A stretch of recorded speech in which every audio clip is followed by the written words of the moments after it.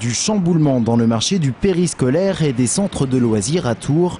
Celui-ci est divisé en 4 zones géographiques, toutes soumises à un appel d'offres début juillet.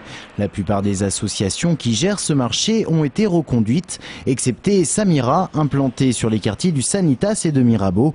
L'association doit quitter les lieux le 31 août. Un coup dur pour les salariés dont l'avenir est plus qu'incertain. 60 emplois sont menacés. L'ambiance, elle est au travail de toute façon, puisqu'on est pour la majorité des salariés encore en activité. Voilà, maintenant elle est dans l'attente. La situation est difficile, quoi. De fait, il y a une incertitude puisque les salariés sont pas sûrs d'avoir un emploi au 1er septembre. Celle qui a remporté l'appel d'offres, c'est l'association Courteline, implantée sur l'ouest de Tours. Samira lui demande de reprendre l'ensemble de ses salariés.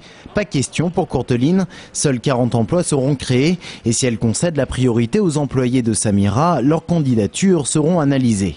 Nous les recevrons en entretien, nous examinerons leur situation.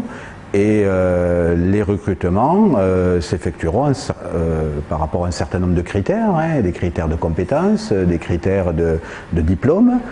Deux visions qui s'opposent donc. La mairie, dans tout cela, soutient l'association Courteline, en faisant savoir que l'obligation de reprise de l'ensemble des salariés en cas de cessation d'activité ne s'applique pas au marché public. Certains auraient d'ailleurs déjà été recalés à l'entretien.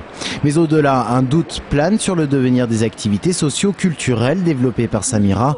Celles-ci ne sont en effet pas comprises dans l'appel d'offres. On a 2 équipements, Mirabeau et Sanitas, qui fonctionnent sur des agréments avec la CAF et avec une convention avec la mairie, où on était financé pour mener des actions. Il y avait de l'hébergement d'associations, donc qui proposaient des activités socio-culturelles. Il y avait des accompagnements sociaux qui étaient mis en place avec certains partenaires. Problème, l'association Courteline refuse pour l'instant de signer une convention avec la mairie pour reprendre ses activités. Sa décision finale ne sera prise que fin août en conseil d'administration, ce qui pose problème pour leur maintien en septembre. Mais à la mairie, on rassure en rappelant le caractère essentiel de ces activités.